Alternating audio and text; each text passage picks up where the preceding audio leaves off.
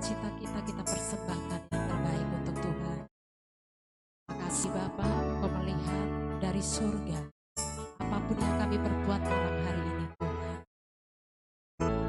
Ajar kami untuk kami mempersembahkan segala sesuatu, baik pujian kami, hati kami, dengan ketulusan hati di hadapan Tuhan. Haleluya, terima kasih Bapa. Haleluya, haleluya. Malam hari ini Tuhan, biarlah firman-Mu terus mengoreksi kehidupan. Firman-Mu terus memberkati kehidupan kami. Kami rindu diperbaharui oleh kebenaran firman Tuhan. Haleluya, terima kasih Bapa. Kasih yang sempurna telah ku terima darimu, bukan karena kebaikanku, hanya nyamu kau pulihkan aku, layak aku untuk dapat memanggilmu Bapa. Kau beri yang ku pinta, saat ku mencari ku mendapatkan. Ku ketuk pintumu dan kau bukakan, sebab kau Bapakku, Bapa yang kekal. Takkan kau biarkan aku melangkah hanya sendirian. Kau selalu ada bagiku, sebab kau Bapakku, Bapa yang kekal. Mari Bapak Ibu Saudara yang dikasihi Tuhan, kita katakan pujian ini dari awal. Kasih yang sempurna, yang sempurna telah ku terima darimu, bukan karena kebaikanku, hanya oleh kasih karuniamu kau pulihkan aku, layak aku untuk dapat memanggilmu Bapa. Kau beri yang ku pinta, saat ku mencari ku mendapatkan. Ku ketuk pintumu dan kau bukakan, sebab kau Bapakku, Bapa yang kekal. Takkan kau biarkan aku melangkah hanya sendirian. Kau selalu ada bagiku, sebab kau Bapakku, Bapa yang kekal. Sekali lagi sama-sama muliakan kita. Aku saja saya serahkan kepada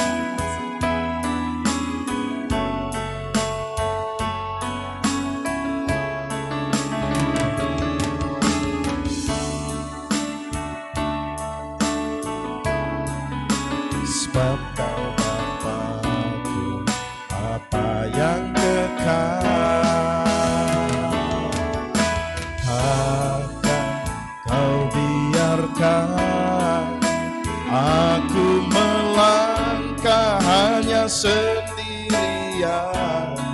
Kau selalu ada bagiku, sebab kau Bapakku, Bapa yang kekal. Haleluya. Haleluya, Bapak Ibu, Saudara yang dikasihi Tuhan. Mari menundukkan hati kita bersama-sama lagi di hadapan Tuhan. Tuhan berkenan mengizinkan kita menaikkan pujian kita bagi Tuhan. Kesempatan ini mari sejenak kita buka hati kita lagi. Sehingga ketika kita baca, kita renungkan apa yang menjadi nasihat firman Tuhan bagi kita. Kita sungguh-sungguh taruh itu di dalam hati kita. Kita izinkan hati kita dan hidup kita menjadi rumah kediaman firman Tuhan. Mari kita berdoa. Bapa Surgawi, lewat ibadah raya kedua dalam kesempatan ini ya Tuhan, kami sungguh bersyukur di hadapan-Mu. Engkau sudah menjagai, melindungi dan memelihara hidup kami sepanjang 3 minggu yang sudah berlalu. Terima kasih Tuhan, biarlah pujian kami yang kami naikkan bagi Allah, sungguh Tuhan dimuliakan. Sejenak kami mau baca dan renungkan nasihat-Mu buat kami. Berbicara kepada kami ya Tuhan, izinkan kami beroleh berkat rohani dari nasihat firman-Mu. Terima kasih Bapa Surgawi. Urapilah pikiran, hati dan roh kami. Urapi firman-Mu. Dalam nama Tuhan Yesus, Sang Juru Selamat kami. Kami sudah berdoa dan mengucap syukur. Haleluya. Amin. Amin. Puji Tuhan. Bapak Ibu Saudara yang dikasihi Tuhan. Sekali lagi kita patut bersyukur karena minggu yang ketiga. Sepanjang minggu ini kita masih dapat menikmati dan merasakan pemeliharaan Tuhan yang sungguh-sungguh ajaib dalam hidup kita. Kita ada dalam pemeliharaan Tuhan. Kita dijagai, bahkan kita disertai dalam setiap aktivitas yang kita sudah kerjakan sampai pada minggu yang ketiga ini. Beberapa dari anak-anak Tuhan bisa saja mengalami persoalan dan masalah yang sulit. Tetapi kita tahu Allah berjanji bahwa Dia akan tetap menyertai. Allah akan tetap membuka pintu sehingga anak-anak Tuhan dapat melihat lagi bahwa Allah sungguh-sungguh campur tangan dalam kehidupan anak-anak Tuhan. Bapak Ibu Saudara yang dikasihi Tuhan, kiranya kita menyatukan iman kita, perhatian kita untuk firman Tuhan yang kita mau renungkan bersama-sama lewat ibadah raya kedua kita malam hari ini. Bahkan saudara kami yang ada di luar gedung gereja ini, baik malam hari ini atau besok dan lusa, saudara membuka lagi postingan ini.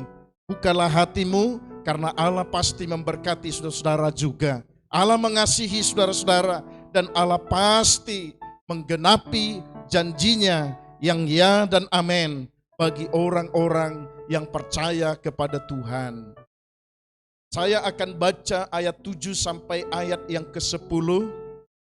Nanti ayat 11 kita baca bersama-sama catatan firman Tuhan yang ada di transparansi ini.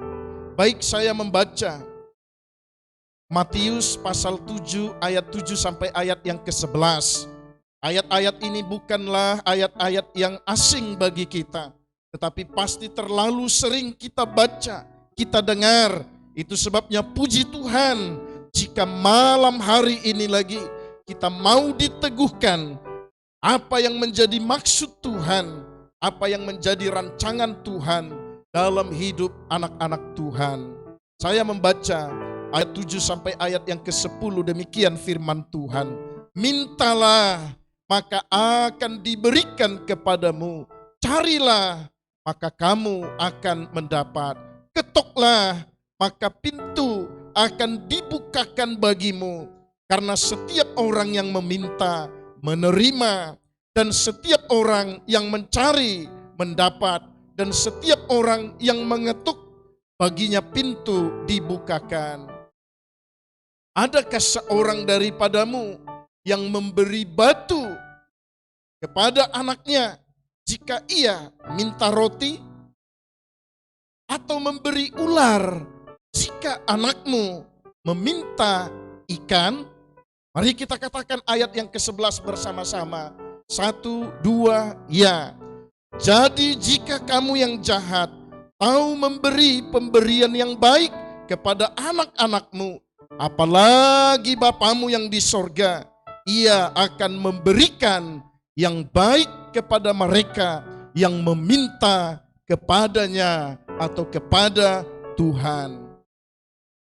Saudara yang dikasihi Tuhan, Yesus mengingatkan kita, Yesus meneguhkan kita bahwa yang pertama kata firman Tuhan, tentu kalau kita baca dari ayat yang ke-7, Allah masih sanggup menjawab doa kita.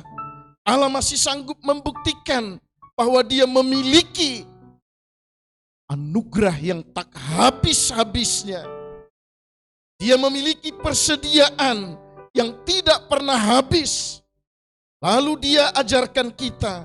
Dia katakan di ayat yang ke-7 sampai ayat yang ke-11.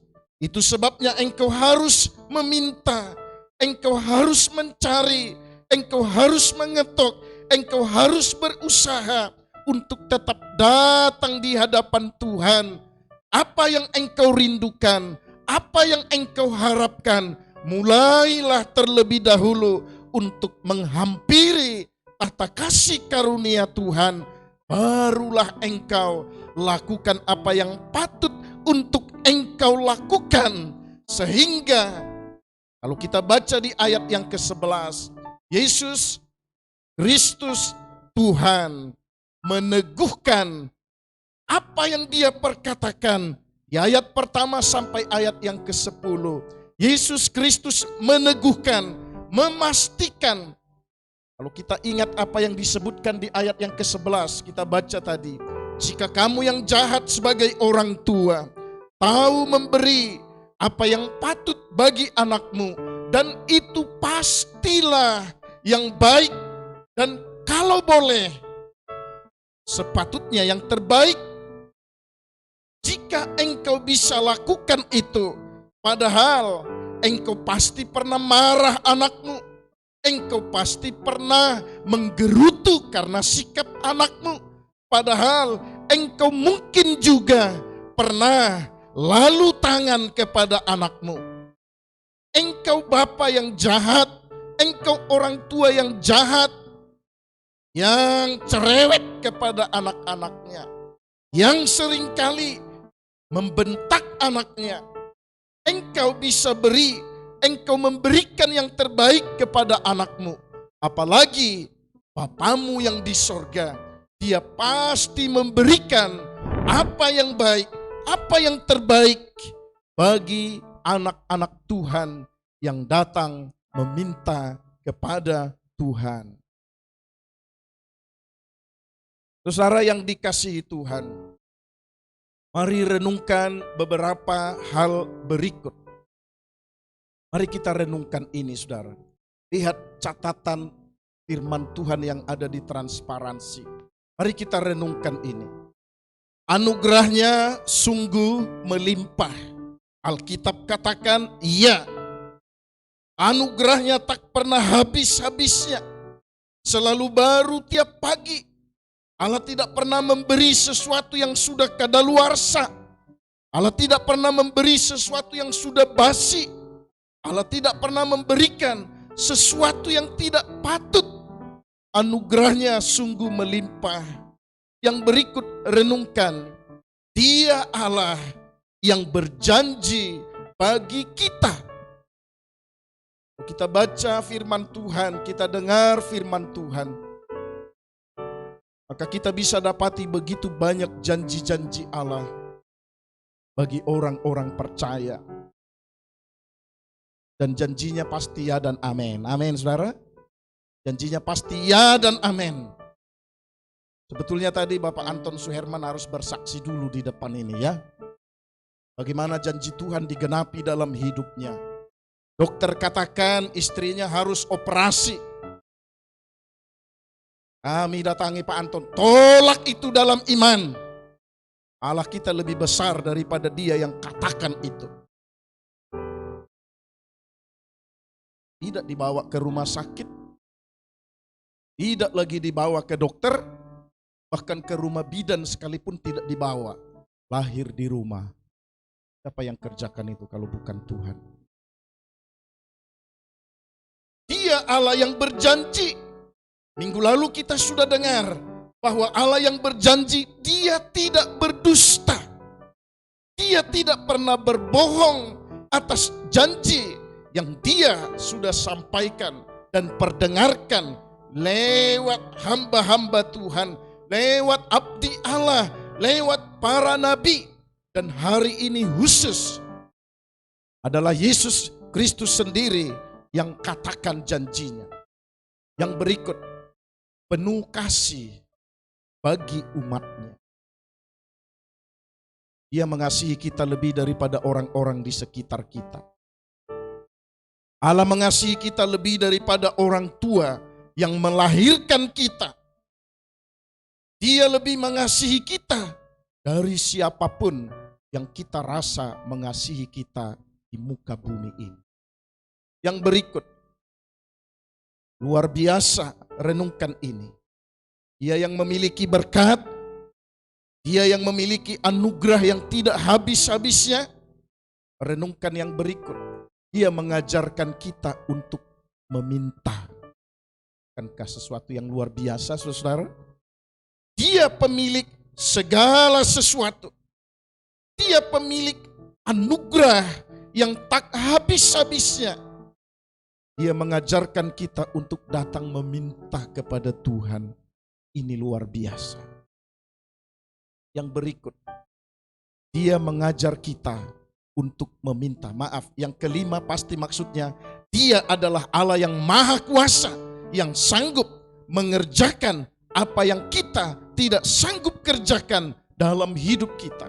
Dia mengajar kita meminta dan Dia berkuasa untuk menjawab apa yang menjadi doa kita di hadapan Tuhan. Saudara yang kekasih, dalam satu topik yang masih sama seperti minggu yang lalu, demikian jawaban Tuhan atas doaku. Kita percaya bahwa ada begitu banyak catatan firman Tuhan yang telah kita baca dan kita renungkan, bahwa Allah ya dan amin. Dia tidak pernah berdusta atas janjinya. Dia menggenapi janjinya. Dia membuktikan bahwa firman-Nya ya dan amin. Allah masih sanggup menjawab doa kita. Selalu tersedia dan Tuhan pasti menggenapi janjinya. Di dalam tangan Tuhan, di dalam rumah Tuhan, di sorga, segala sesuatu yang terbaik tersedia. Allah memiliki persediaan yang tidak pernah habis-habisnya. Allah tidak pernah bingung dan stres karena sudah kehabisan. Dia memiliki segala sesuatu dan Tuhan pasti menggenapi janjinya bahwa Dia akan menjawab doa dan harap dari anak-anak Tuhan. Mari kita lihat pertanyaan ini, saudara, untuk kita jawab dari firman Tuhan. Dari kitab Injil Matius pasal 7 ayat 7 sampai ayat yang ke-11. Perhatikan pertanyaannya demikian. Bagaimana sepatutnya sikap hatiku, sikap hatimu, sikap hati pengikut Kristus untuk melangkah menghadap tahta kasih karunia Tuhan. Bukan langkah secara jasmani. Bukan cara melangkah kita secara jasmani. Tetapi sikap hati untuk datang menghadap tahta kasih karunia Allah. Bagaimana sepatutnya sikap hati seorang anak Tuhan ketika dia berharap Allah menjawab doanya, ketika dia berharap sungguh Allah menggenapi janjinya. Bagaimana sepatutnya sikap hati kita di hadapan Tuhan?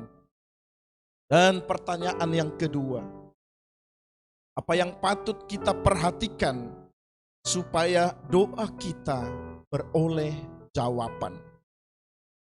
Apa yang harus kita perhatikan dari ucapan yang kita naikkan kepada Tuhan, dari perkataan yang kita kemukakan kepada Tuhan?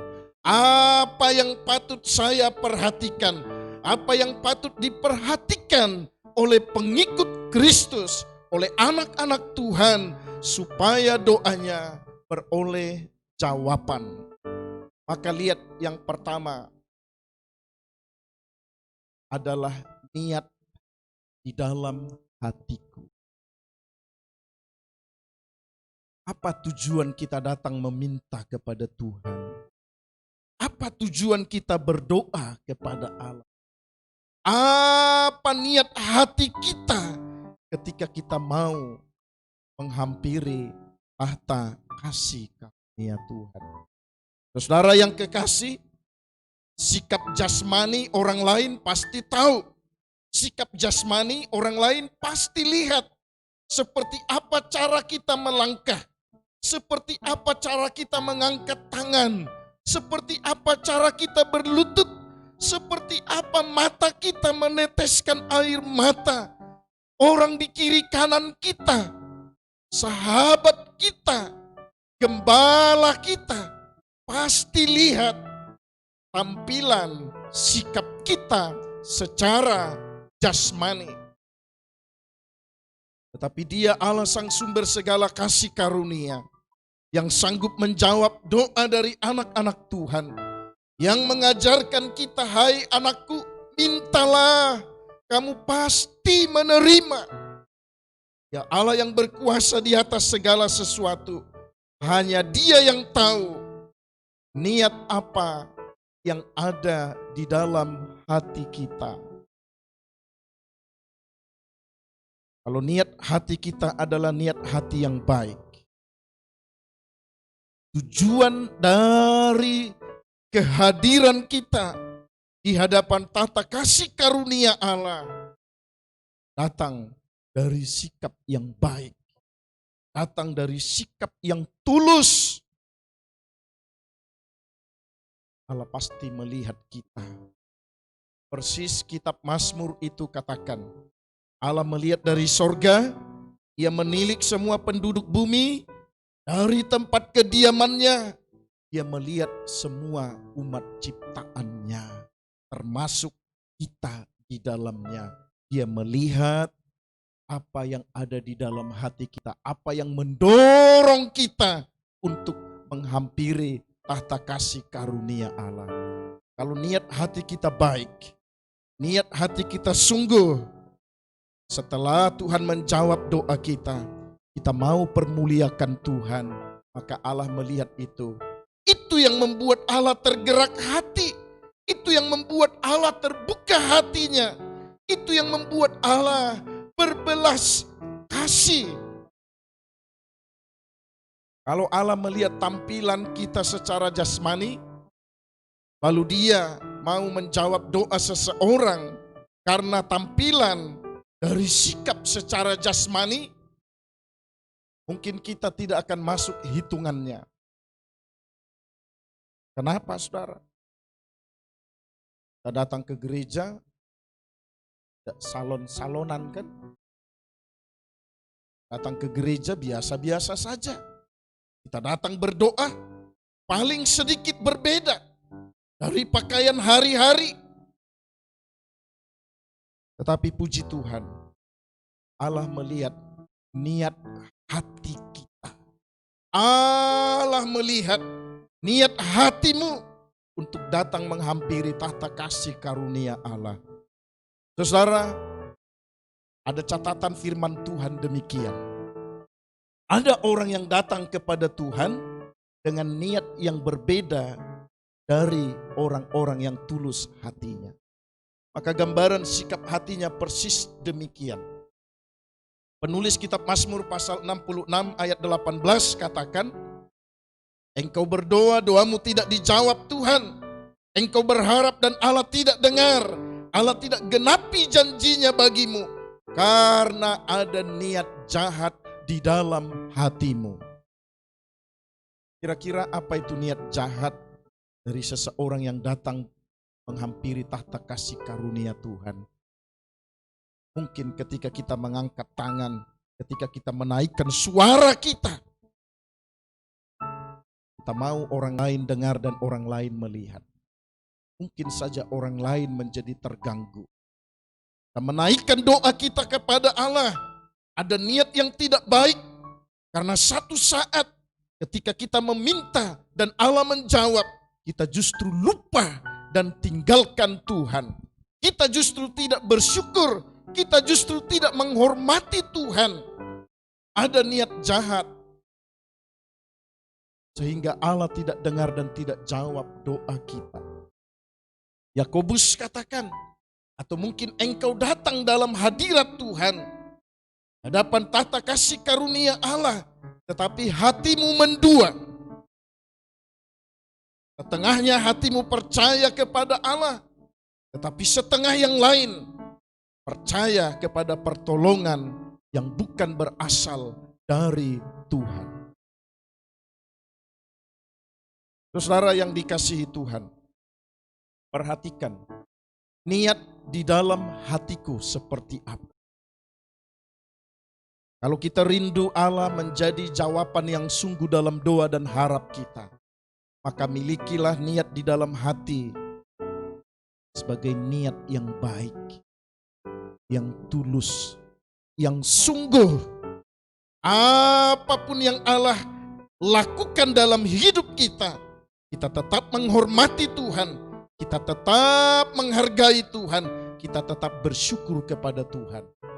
Niat di dalam hatiku. Mari kita koreksi hati kita masing-masing, supaya ketika kita datang menghampiri tahta kasih karunia Allah, berharap dan meminta kepada Tuhan sesuatu yang sulit, yang tidak mungkin kita bisa lakukan, kita didorong oleh niat hati yang baik. Kita didorong oleh kemurnian hati dan ketulusan hati yang sungguh-sungguh berkenan di hadapan Tuhan. Mari kita lihat yang kedua. Bapak Ibu Saudara yang dikasihi Tuhan, jika kita rindu melihat dan mengalami jawaban doa dalam hidup kita, maka yang kedua firman Tuhan mengajar kita demikian. Seorang anak Tuhan harus memiliki iman yang sungguh, hanya berharap kepada Allah di dalam Yesus Kristus Tuhan. Iman yang sungguh. Iman yang sungguh di hadapan Allah. Keyakinan yang sungguh. Kita datang di hadapan Tuhan, kita percaya Allah mendengar, kita percaya Allah pasti menjawab. Mungkin saja dalam perjalanan kita menghampiri tahta kasih karunia Tuhan, kita telah mendengar ada orang yang menaburkan perkataan yang tidak mendukung, yang tidak membangun kita. Kita harus tetap dalam iman yang sungguh kepada Allah di dalam Kristus Yesus Tuhan. Bapak Ibu Saudara tentu masih ingat kisah seorang wanita yang datang menghampiri Yesus. Anaknya sakit di rumah, ditinggalkan. Ia sengaja datang menghadap Yesus. Dia memiliki niat hati yang baik supaya anaknya pulih kembali, supaya anaknya sembuh kembali, supaya anaknya tidak mati di rumah. Dia berangkat dari rumah, dia tuju tempat Yesus sementara ada dalam sebuah tempat. Lalu ibu itu datang, tidak duduk di tempat duduk di pinggir atau di kiri kanan Yesus, tetapi dia ada di bawah. Lalu dia katakan sesuatu kepada Yesus. Tuhan, tolong anakku sakit sekarang di rumah. Anakku menderita sakit Tuhan. Yesus katakan kepada wanita itu, saudara pasti ingat kisah itu. Yesus katakan, ibu, adalah sesuatu yang tidak patut anjing makan makanan dari meja tuannya. Secara jasmani perkataan itu bukan hanya melemahkan, tetapi menghantam dia luar biasa. Seolah-olah merendahkan dia serendah-rendahnya. Bayangkan yang katakan itu Yesus Kristus. Wanita itu seperti disamakan dengan anjing. Karena wanita itu niat hatinya baik, imannya sungguh. Yesus tidak mungkin tidak menjawab doaku. Wanita itu pasti berkata dalam hatinya, Yesus yang maha kuasa, dia tahu isi hatiku. Lalu dia jawab Yesus, ya benar Tuhan. Tetapi anjing juga makan sisa-sisa makanan dari meja tuannya. Wanita itu tidak patah semangat. Yesus katakan kepada para murid dan orang-orang di sekitarnya, hei lihat, saya tidak jumpai satu orang pun dari antara orang-orang yang lain yang sama seperti wanita ini. Yesus katakan, ibu, pulanglah ke rumahmu, anakmu sudah sembuh. Luar biasa keyakinan imannya. Dia tidak berdebat lagi dengan Yesus. Dia tidak mengajukan lagi perkataan. Dia tidak mengajukan lagi permohonan. Dia yakin dengan sungguh, anakku sudah sembuh. Seperti yang Yesus sudah katakan. Wanita itu pulang dan anaknya sembuh. Memiliki iman yang sungguh hanya berharap kepada Allah di dalam Yesus Kristus Tuhan. Yesus katakan, mintalah. Mintalah kepada Bapamu. Aku di dalam Bapa, Bapa di dalam aku. Mintalah. Jangan engkau berdiam diri. Jangan engkau tinggal dalam kesulitanmu. Mintalah. Milikilah iman yang sungguh. Datang menghampiri tahta kasih karunia Tuhan. Masih banyak lagi kisah di dalam Alkitab. Orang-orang yang membuktikan bahwa ketika datang menghampiri tahta kasih karunia Allah. Dan dia maju dengan iman yang sungguh. Allah tidak pernah permalukan. Allah tidak pernah biarkan. Allah tidak pernah tinggalkan orang seperti itu. Allah tidak pernah tertawakan orang yang demikian. Tetapi Allah pasti selalu menjawab, ya, jadilah seperti imanmu. Yesus selalu katakan seperti itu. Jadilah seperti imanmu. Jadilah seperti perkataanmu. Maka Bapak Ibu Saudara yang dikasihi Tuhan, baik kami yang ada dalam gedung gereja ini dan saudara-saudara kami yang ada di luar gedung ini, ingatlah bahwa ketika kita membutuhkan sesuatu, berharap kepada Allah, kita rindu doa kita dijawab Tuhan, miliki niat hati yang baik, yang menyukakan hati Tuhan. Yang kedua, datang menghampiri hadirat Tuhan, tahta kasih karunia Tuhan, dengan iman yang sungguh kepada Allah di dalam Kristus Yesus Tuhan. Maka doa kita adalah doa yang dijawab Tuhan. Yang ketiga, mari kita merenungkan hal ini saudara. Ketika kita datang menghampiri tahta kasih karunia Tuhan, apalagi yang perlu kita perhatikan. Yang ketiga, perhatikan ini. Mengucapkan doa kita. Mengucapkan harap kita kepada Allah. Perhatikan, lahir dari kemurnian serta ketulusan hati. Sehingga bahasa kita mau pakai bahasa daerah, mau pakai bahasa lain, mau pakai bahasa yang orang tidak mengerti. Bukan itu yang dicari Tuhan. Bukan. Ada orang yang bisa berdoa dengan menempatkan bahasa-bahasa yang bagus. Itu tidak salah. Tapi jika tidak lahir dari kemurnian dan ketulusan hati, di hadapan Tuhan, maka doanya persis seperti yang Yesus kecam dari kehidupan orang-orang Farisi. Mereka berada di pinggir-pinggir jalan karena mereka terampil berdoa dalam bait Allah. Mereka mengucapkan doanya di pinggir-pinggir jalan. Kata Yesus, tapi doanya tidak dijawab. Doanya jauh dari jawaban. Karena memang tidak dilahirkan dari kemurnian dan dari ketulusan hati. Sepanjang 23 atau 25 tahun ini menggembalakan gereja kita di tempat ini, saudara. Saya tahu di antara jemaat dan anak-anak Tuhan, ada banyak orang yang bisa berdoa dengan baik. Tetapi dengar, ada juga orang yang tidak bisa berdoa seperti orang lain. Bukan berarti dia tidak rohani. Bukan berarti doanya tidak dijawab Tuhan. Yang terutama yang Allah mau lihat, yang paling utama, yang Tuhan rasakan, kalimat yang kita ucapkan sebagai doa kita, apakah kalimat itu, doa itu lahir dari kemurnian dan ketulusan hati kita di hadapan Tuhan. Saudara, ketika kita bergabung di dalam gereja ini, saudara bisa ingat kira-kira tahun keberapa saudara baru disuruh berdoa depan umum. Ada orang yang takut, bahkan sudah pesan, tolong jangan saya disuruh berdoa.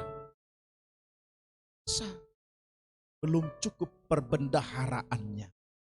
Tapi puji Tuhan, dengan melatih, maka kita bisa ucapkan doa kita. Tetapi ingat, mengucapkan apa yang kita mau ucapkan kepada Tuhan, baik doa dan harap kita, biarlah itu lahir dari kemurnian dan ketulusan hati kita di hadapan Tuhan. Dari kemurnian dan ketulusan hati itulah yang dapat menjangkau tahta kasih karunia Tuhan. Bukan dari kalimat kita, bukan dari bahasa yang kita ucapkan, tetapi dari kemurnian dan ketulusan hati. Itu yang sampai di hadapan Allah. Itu yang menyentuh tata kasih karunia Tuhan. Sehingga saudara-saudara yang merasa belum bisa teratur untuk berdoa dalam tata bahasamu, dalam kalimatmu, jangan takut.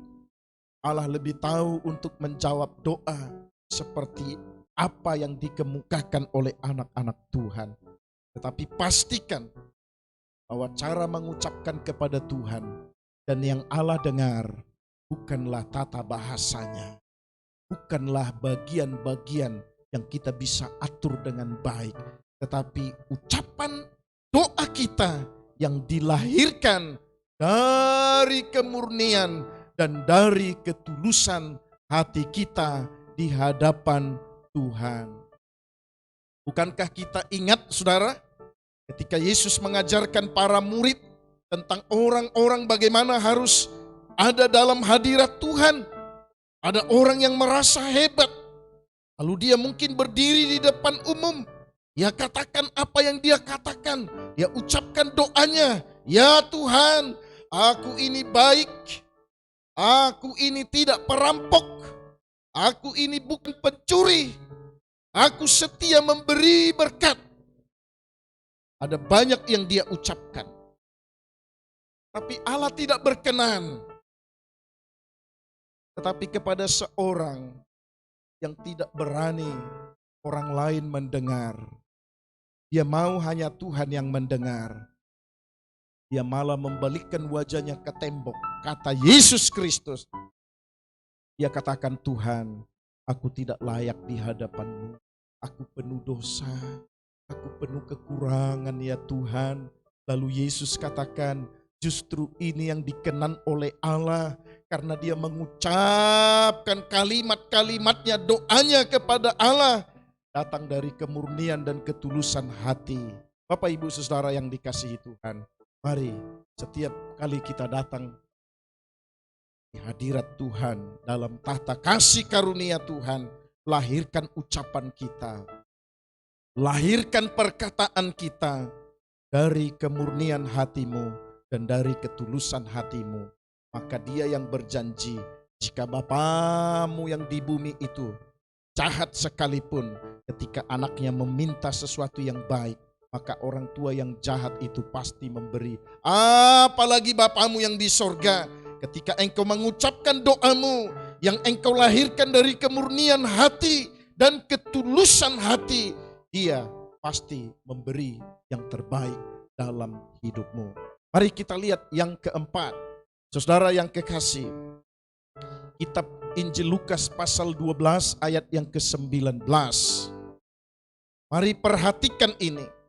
Sebab ini bisa menjadi masalah jika kita tidak berlaku, jika kita tidak mengambil sikap seperti yang Allah mau. Apa yang harus kita perhatikan saudara? Perhatikan yang keempat. Lihat hal yang keempat. Mengelola pemberian yang dipercayakan Tuhan bagi kita. Apa hal ini mempengaruhi doa kita berikut saudara? Yesus ingatkan kita dalam kitab Injil Lukas pasal 12 ayat yang ke-19. Allah ingatkan kita supaya tidak hidup hanya untuk diri sendiri. Cerita di dalam kitab Injil Lukas itu adalah seorang anak muda yang sangat dipercaya untuk dititipkan berkat lewat apa yang dia kerjakan dan dia usahakan. Alkitab katakan dia tidak hanya lupa kepada orang lain. Ketika dia mau mengelola apa yang dipercayakan Tuhan kepada dia, dia tidak hanya tidak memikirkan orang lain, bahkan seolah-olah Allah pun sudah tidak ada dalam hidupnya. Hidupnya sudah tidak diminta, tidak diserahkan kepada Tuhan, supaya Tuhan yang mengendalikan hidupnya dalam mengelola pemberian yang dipercayakan Tuhan. Kata Alkitab dia berusaha berjuang setiap hari. Pasti ketika dia bekerja dia berdoa, Tuhan berkati apa yang aku kerjakan, berkati apa yang aku usahakan. Lalu Allah sungguh-sungguh memberkati apa yang dia kerjakan dan usahakan. Tetapi ketika dia ada di puncak keberkatan itu, untuk mengelola pemberian yang dipercayakan Tuhan dalam hidupnya, Alkitab katakan justru orang muda yang dicatat dalam kitab Injil Lukas pasal 12 ayat yang ke-19 itu, dia berkata, hai jiwaku, bersenang-senanglah, bersuka-sukalah, bagimu ada banyak persediaan, bagimu ada banyak yang engkau bisa pakai dalam hidupmu. Bapak ibu saudara yang kekasih, jika bukan Tuhan yang mempercayakan pemberian itu ada dalam hidup anak-anak Tuhan, maka apapun yang kita kerjakan dan kita usahakan, kita pasti jauh dari mengalami berkat-berkat Tuhan. Mari mengelola pemberian yang dipercayakan Tuhan dalam hidup kita secara baik. Pastikan Tuhan dipermuliakan. Pastikan Allah menjadi tempat di mana ketika orang lain melihat hidup kita diberkati, Allah yang dipermuliakan oleh orang lain. Pastikan untuk hidup kita juga jadi berkat bagi sesama kita. Mengelola pemberian yang dipercayakan Tuhan bagi kita. Ingat, siapa yang dapat dipercaya dalam perkara-perkara kecil dan sederhana, maka kepada dia Tuhan akan percayakan perkara-perkara yang lebih besar, yang lebih banyak, yang lebih dari hari-hari yang sudah berlalu. Yang terakhir, saudara yang kekasih, yang kelima, selalu mengikut sertakan sikap ini untuk tetap mengawasi hidup kita. Ketika kita berdoa kepada Tuhan, Allah menjawab doa kita karena memang Dia yang mengajar kita untuk berdoa. Dia yang mengajar kita, memberikan kita apa yang dimiliki Allah, tidak pernah habis-habisnya. Dia yang mengajar kita dan Dia berkata, mintalah, engkau pasti mendapatkannya. Lalu ketika kita mendapatkan apa yang Tuhan janjikan itu, ketika kita dipercaya untuk mengelola berkat-berkat Tuhan, maka hal yang kelima ini akan mengawasi langkah kita ketika kita tetap berani berkata, Tuhan, aku mengucap syukur atas segala anugerah-Mu. Aku mengucap syukur karena kebaikan-Mu. Aku mengucap syukur karena kesempatan yang Engkau beri dalam hidupku. Kita sadar jika bukan karena Tuhan, kita tidak bisa lakukan apapun yang hebat, yang dahsyat, yang luar biasa dalam hidup kita. Kalau melihat dosa dan pelanggaran kita, mungkin kita sudah tidak akan dipercayakan apa-apa lagi oleh Tuhan. Tetapi anugerah Tuhan masih memberi kita kesempatan untuk menikmati, untuk mengalami, untuk mendapatkan apa yang Tuhan janjikan bagi kita ketika kita datang berdoa. Datang di tahta hadirat Tuhan, di tahta kasih karunia Tuhan. Lalu Allah percayakan kita untuk mengelola pemberian bahkan anugerah dari Tuhan. Ingat yang kelima, jangan lupa mengucap syukur. Jangan pernah lupa untuk mengucap syukur. Karena orang yang lupa mengucap syukur, dia pasti akan menampilkan sikap hidup yang berkata seolah-olah dia ada, dia cukup, dia melimpah, dia kuat karena kemampuan yang dia miliki, karena kehebatan yang dia miliki. Tetapi ketika seorang anak Tuhan ingat untuk bersyukur, maka dia sementara berkata, ya Tuhan, Engkaulah di atas segala-galanya, di atas persoalan kami, di atas masalah kami, di atas kesulitan kami, bahkan di atas usaha pekerjaan kami. Engkau yang menyertai kami, memberi kami kekuatan dan kemampuan sehingga kami bisa beraktivitas, dan Engkau percayakan kami anugerah yang lebih daripada yang orang lain dapatkan. Kami bersyukur ya Tuhan. Bahkan ketika kita merasa bahwa apa yang kita kerjakan hasilnya tidak seperti yang kita lakukan, mungkin kita merasa kurang. Tetapi ketika kita mengucap syukur, Dia akan mengawasi sikap kita. Ucapan syukur itu akan mengendalikan pikiran kita untuk tetap merendahkan hati di hadapan Tuhan. Maka tetaplah mengucap syukur, karena Allah sangat disukakan dari ucapan syukur anak-anak Tuhan. Maka percayalah Bapak Ibu Saudara yang kekasih, Allah sanggup menggenapi janjinya atas hidup kita. Percayalah Bapak Ibu Saudara yang kekasih, Dia mendengar dan pasti menjawab doa-doa kita. Percayalah Bapak Ibu Saudara yang kekasih, ketika kita datang ke hadapan tahta kasih karunia Allah dengan sungguh dan dengan ketulusan hati, sebab janjinya ya dan amin, maka Dia pasti membuktikan janji itu digenapi dalam kehidupan kita. Mari menundukkan hati kita. Tuhan Yesus memberkati Bapak Ibu Saudara yang kekasih. Kami yang ada dalam rumah Tuhan, dalam gereja ini, dan Bapak Ibu Saudara yang kekasih dimanapun engkau berada, Tuhan Yesus memberkatimu. Ingatlah janji Tuhan bahwa Dia sanggup menjawab doa-doa kita. Amin firman Tuhan. Mari kita berdoa. Bapa Surgawi, kami bersyukur malam hari ini ya Tuhan. Engkau sungguh mengajar kami lewat firman-Mu, bahwa kami adalah anak-anak Tuhan yang harus datang menghampiri tahta kasih karunia-Mu.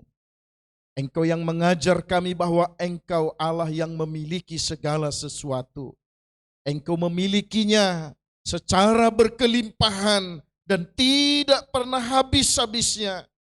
Engkau mengingatkan kami supaya kami datang menghampiri hadirat-Mu, ya Tuhan. Engkau mengajar kami supaya kami datang dengan niat hati yang baik, niat hati yang tulus. Engkau mengajar kami supaya ketika kami datang menghampiri tahta kasih karunia-Mu dengan iman yang sungguh, berharap kepada Allah hanya di dalam Kristus Yesus Tuhan.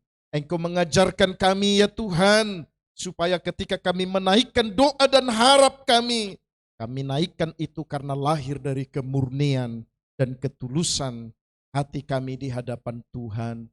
Engkau pun mengajar kami malam hari ini, supaya apapun yang Engkau percayakan dalam hidup kami akan mengelola pemberian Tuhan yang Engkau percayakan sesuai dengan yang Allah inginkan dalam kehidupan kami. Engkau juga ingatkan kami supaya kami bersyukur kepada Tuhan.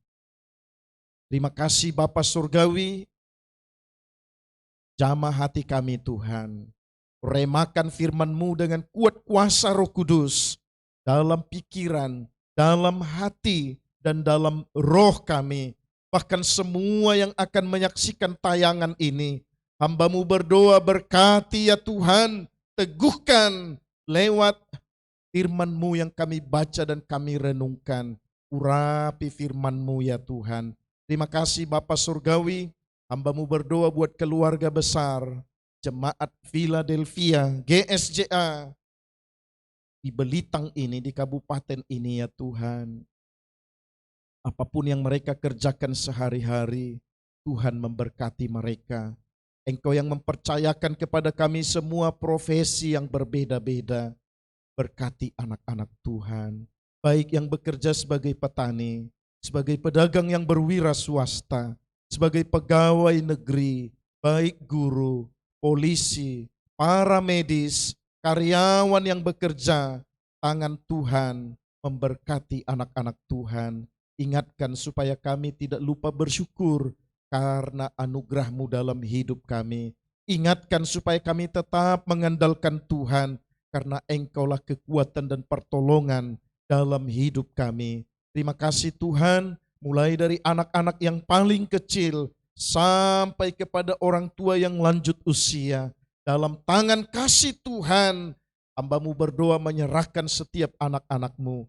Jagai lindungi kami semua. Tutup bungkus dengan kuasa darah Yesus Kristus yang ajaib. Bahkan saudara-saudara kami yang ada di luar bangunan ini, Tuhan berkati dan jagai mereka semua.